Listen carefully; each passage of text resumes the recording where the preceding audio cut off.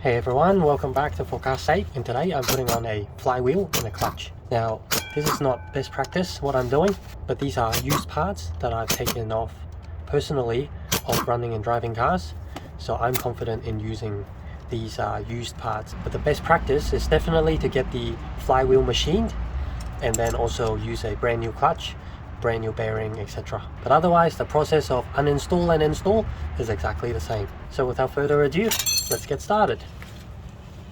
While you're doing this is also the best time to replace that main seal right there if there's a leak. But this one looks like it's still fine. The oil leak is all the way from the VTEC solenoid from what I can see. So I'm just going to leave it and install the flywheel. And in case you're wondering, there is a difference between the automatic flex plate bolt versus the manual flywheel bolt.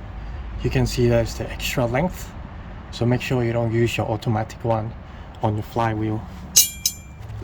So when you tighten, make sure you do a crisscross pattern, and then finally just go around either anti-clockwise or clockwise.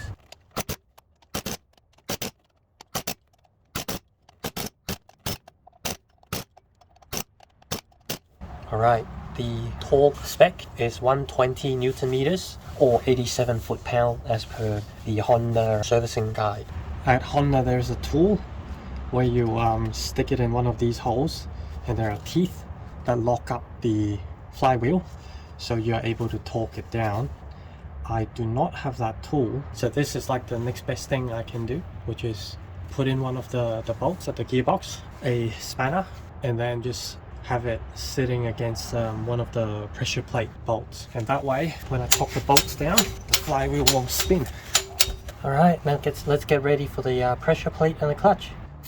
As we prepare to put the clutch on, before we do, definitely need to clean the surface, otherwise you may very well end up with a dirty surface and then you have a slipping clutch, which means after all the work that you've done, you're gonna have to pull the gearbox out again and then do it. Thanks to editing, it looks like I got it in the first go, but it actually took me 3 tries to get it in. First thing is the 3 pins locating the pressure plate. Looks like it only goes in one way.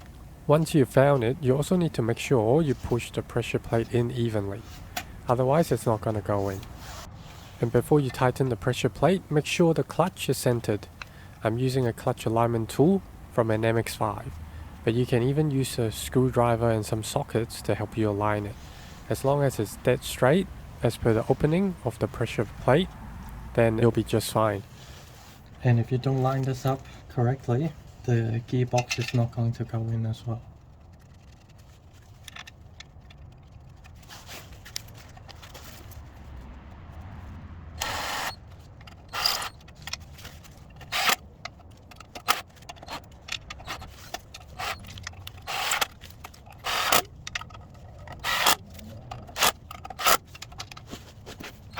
And that is how you install a flywheel and a clutch.